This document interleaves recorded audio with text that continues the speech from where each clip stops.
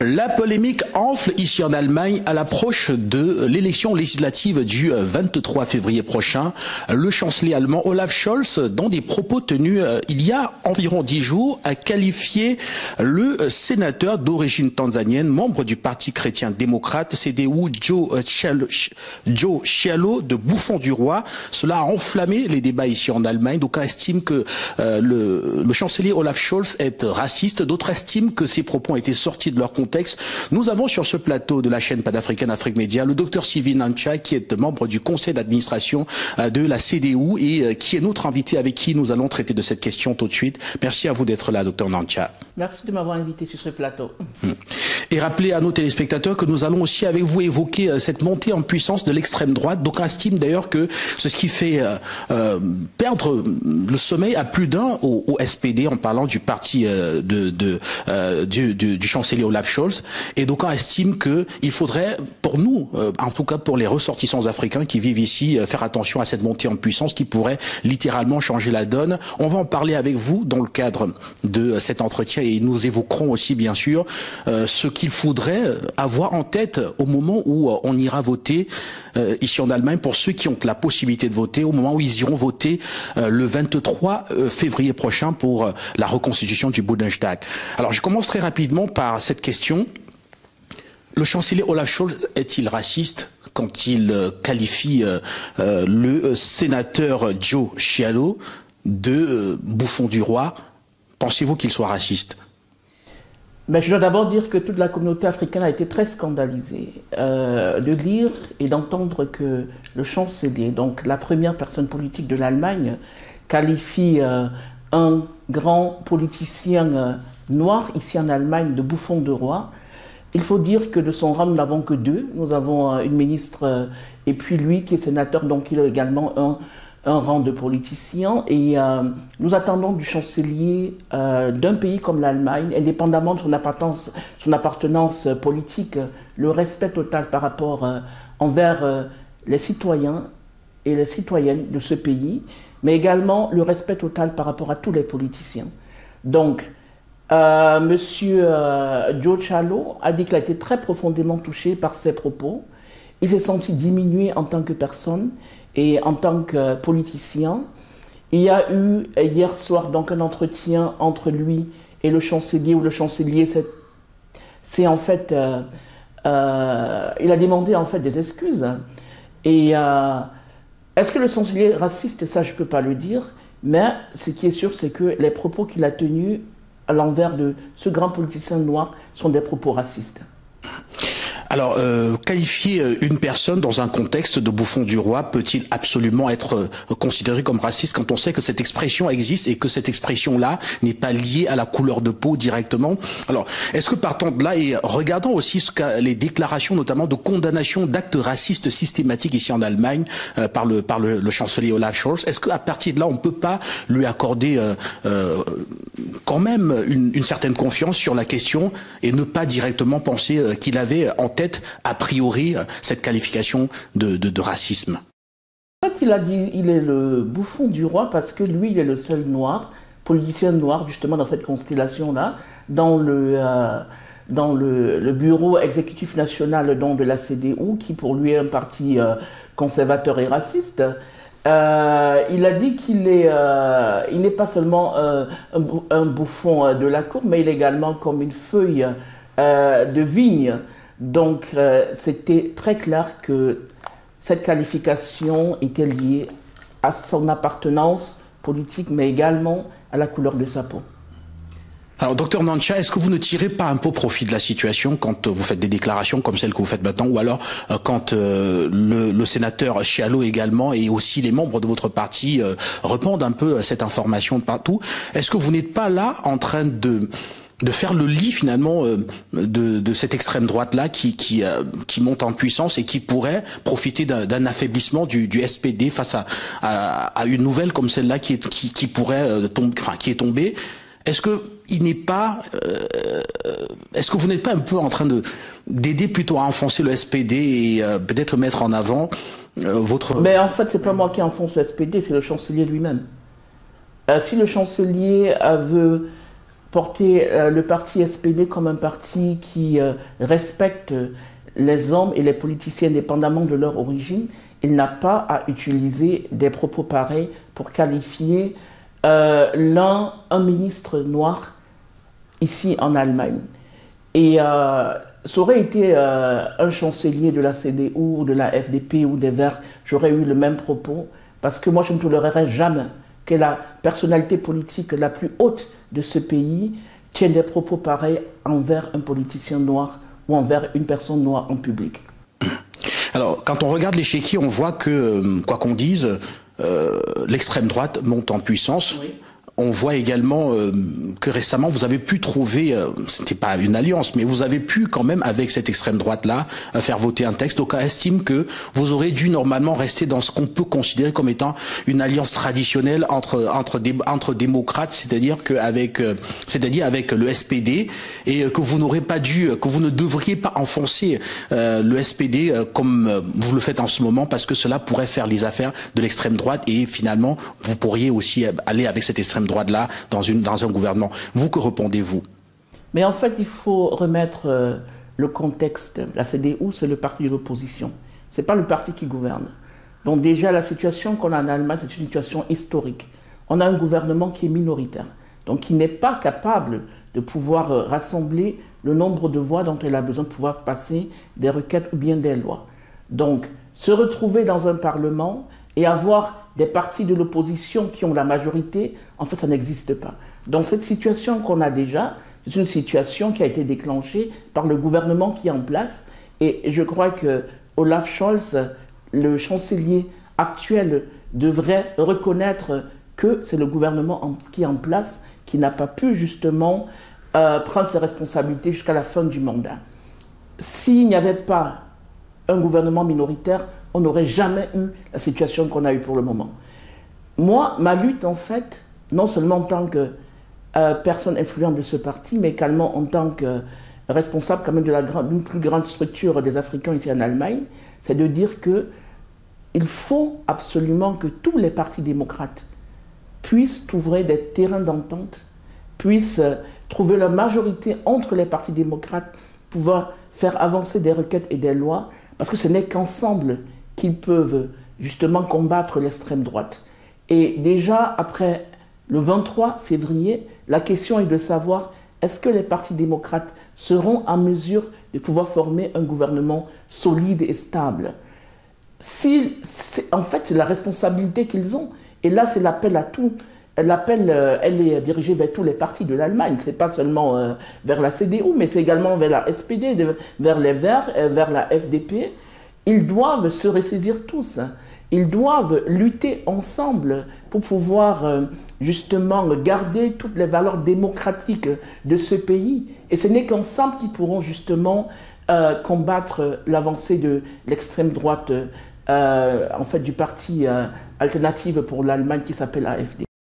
Et si jamais ça ne marchait pas, docteur Sylvie Nancia, et si jamais cette grande union des démocrates que vous évoquez ici, si jamais cela n'avait pas lieu au sorti du scrutin législatif du 23 février prochain, est-ce que vous pourriez continuer un peu avec l'AfD comme vous avez, enfin comme on a vu lors de cette directive que vous avez fait adopter?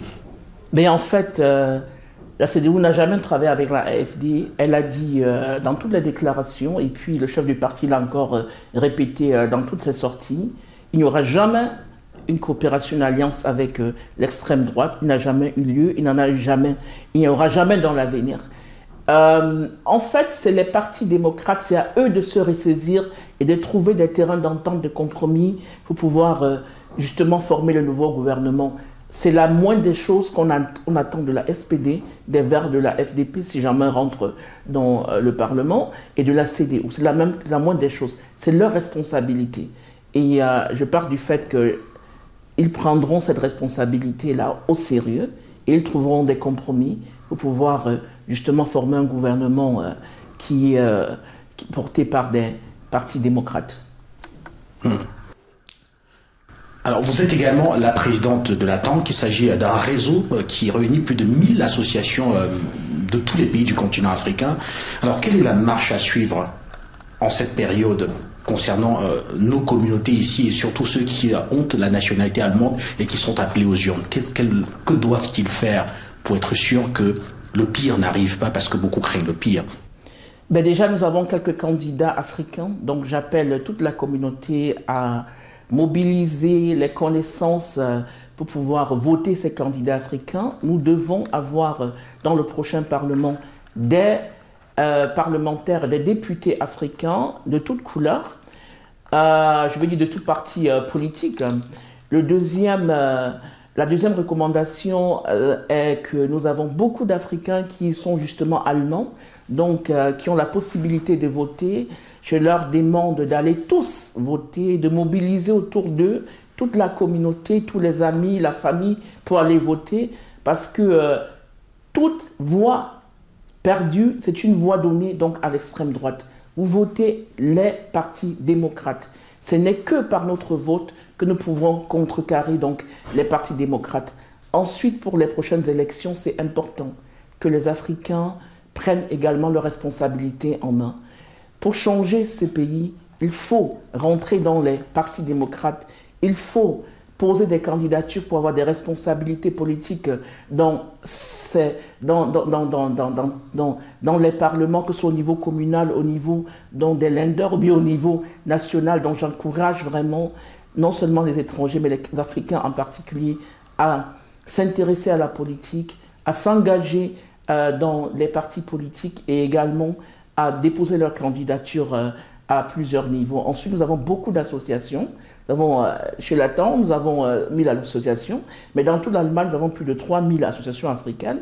Je crois également qu'elles ont un devoir très, très, très important de mobilisation, de mobiliser donc leurs membres, déjà de les sensibiliser par le fait que c'est important de voter donc les partis démocrates, mais également de les mobiliser pour justement que tous on se lève contre l'avancée de l'extrême droite en Allemagne. Docteur Sylvie Nancia, pourquoi est-ce que l'extrême droite fait autant peur? Donc on estime que c'est parce que celle-ci a une politique, a des perspectives ou alors des propositions, une offre politique sur l'immigration qui devrait jouer contre les communautés africaines et aussi contre les communautés étrangères ici en Allemagne. Mais vous, concrètement, qu'est-ce qui vous hante autour de cette extrême droite?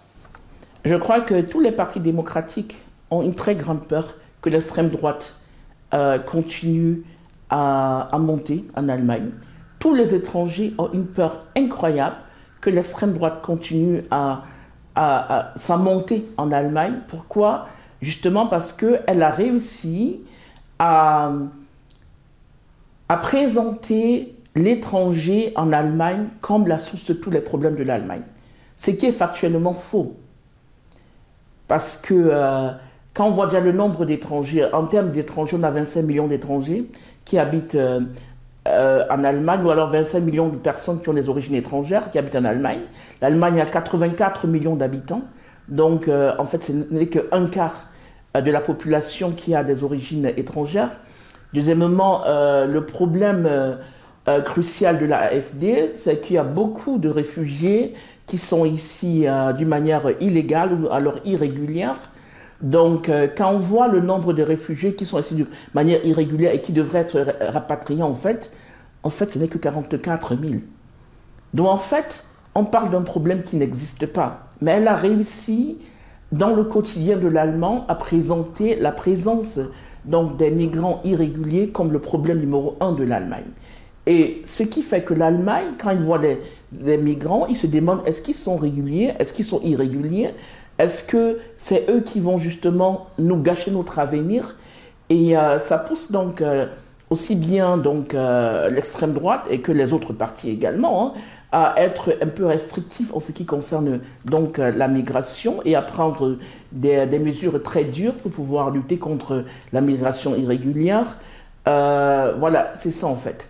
Et il faut encore ajouter que l'année passée, il y a eu la publication de ce qu'ils ont appelé la rémigration. Je crois quand même que la AfD, donc l'alternative pour l'Allemagne, a réussi à faire ancrer une très grande peur chez les migrants, justement, qui ont peur, qui vivent ici d'une manière légale, qui travaillent, qui étudient, mais qui ont peur de ne jamais appartenir à ce pays et qui ont peur également d'être rapatriés.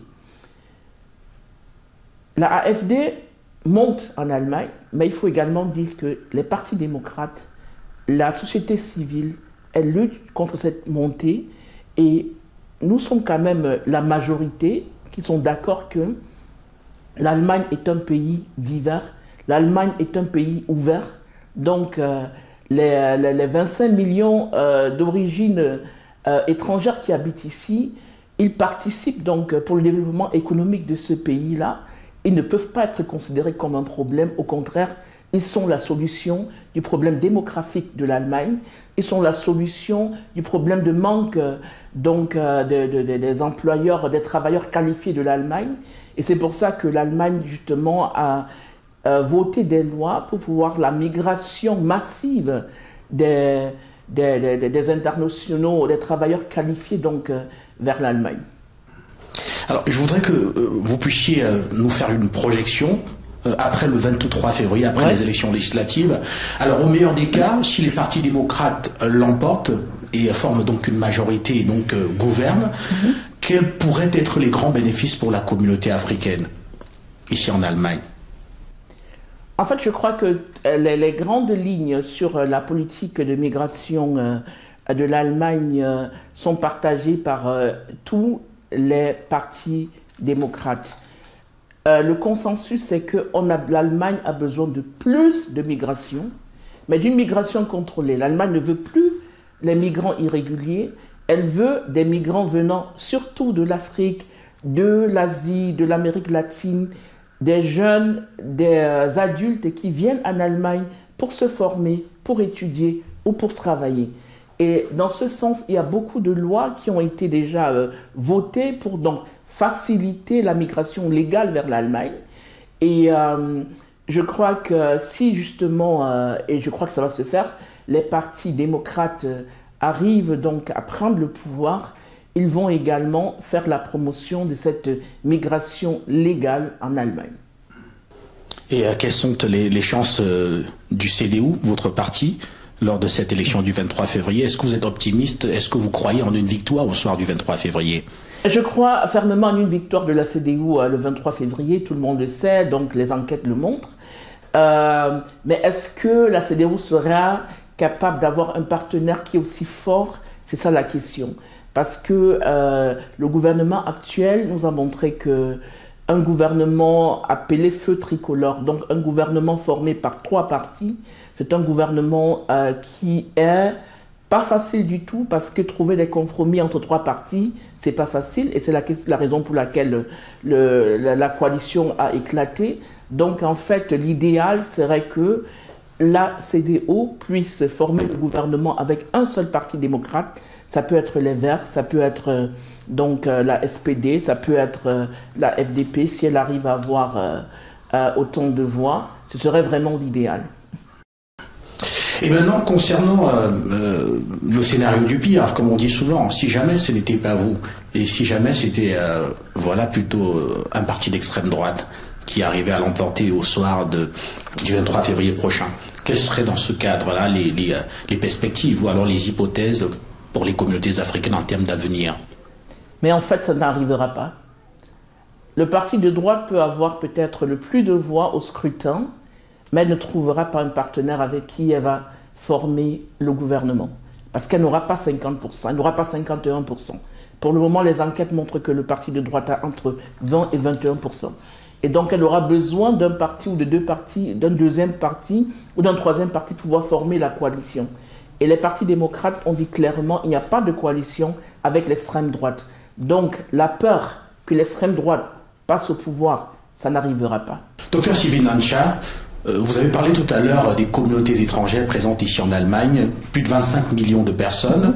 Parmi les 25 millions, on compte à peu près 1,5 million d'Africains. Donc sur la population allemande, on est à moins d'1,5% de la population allemande qui est ici d'origine africaine. Alors que sur le continent, on a 1,5 milliard de personnes qui, pour beaucoup, rêveraient aussi d'avoir des opportunités en Allemagne. Alors pourquoi est-ce que notre communauté ne grossit pas autant que les autres communautés? Pourquoi? Mais en fait, déjà, quand j'arrivais en Allemagne, on n'était même pas 100 000. Aujourd'hui, on a 1,3, 1,5 million. Donc, la communauté africaine en Allemagne, elle grandit. Et je dois noter qu'il y a des lois qui ont été votées pour justement faciliter la migration légale vers l'Allemagne. Le problème, c'est que nos populations ne sont pas au courant donc, des nouvelles lois qui ont été votées. Donc, elles ne connaissent même pas les possibilités de migration légale vers l'Allemagne. C'est le premier point, un problème d'information. Le deuxième problème, c'est que même quand elles sont au courant, donc elles n'ont pas un accompagnement par rapport à tout ce qu'il faut faire justement pour avoir un visa, pour venir en Allemagne et tout. Donc il n'y a pas de personne ressource qui peut les accompagner. Et le troisième point, c'est vrai qu'il y a aussi quand même la barrière de la langue. Donc pour venir en Allemagne, il faut apprendre l'allemand. Mais là, je suis très très optimiste par rapport à l'avenir parce que nous avons des initiatives qui sont en train de se mettre sur pied justement pour accompagner des jeunes Africains qui aimeraient venir ici étudier, qui aimeraient venir ici faire une formation professionnelle ou alors venir travailler ou bien qui aimeraient venir ici carrément voir s'ils ont une opportunité. Donc ces initiatives-là vont les accompagner donc, depuis l'idée qu'ils ont de venir en Allemagne jusqu'à leur intégration ici en Allemagne. Et je crois que les initiatives pareilles permettront donc à beaucoup plus de jeunes Africains de voir l'Allemagne comme un pays d'opportunité, un pays d'avenir où ils viendront d'une manière légale, ils auront un statut légal, ils vont étudier, ils vont se former ou ils vont travailler et ils pourront être en mesure justement de pouvoir aider leurs familles qu'ils ont laissées dans les pays africains ou alors de développer leur pays. Justement, c'est ça. Merci beaucoup à vous, docteur Sylvie Nansha. Merci infiniment de nous avoir reçus ici à Berlin, au siège de la TANC, en parlant de ce réseau que vous chapeautez, qui permet de présenter, qui donne la représentativité à notre communauté ici en Allemagne. Nous vous en remercions. Merci également de m'avoir invité et à tous les Africains qui aimeraient venir en Allemagne, n'hésitez pas à nous contacter. Ah, ça c'est une excellente nouvelle. Merci aux téléspectateurs de la télévision panafricaine. Restez connectés, nous allons poursuivre au cœur de ce scrutin législatif du 23 février prochain ici en Allemagne, à vous proposer des reportages, mais également des entretiens. Et nous retrouverons le docteur Sylvie Nansha, bien sûr, un peu plus tard, le 23, pour cette journée de vote-là, et nous aurons le temps, encore une fois de plus avec vous, de mieux comprendre. Nous serons à Fribourg, votre localité, là où vous résidez, et vous nous recevrez très certainement avec tout ce que nous connaissons de vous en termes de... Voilà. Merci. Merci aux téléspectateurs de la télévision panafricaine. On se retrouve très vite.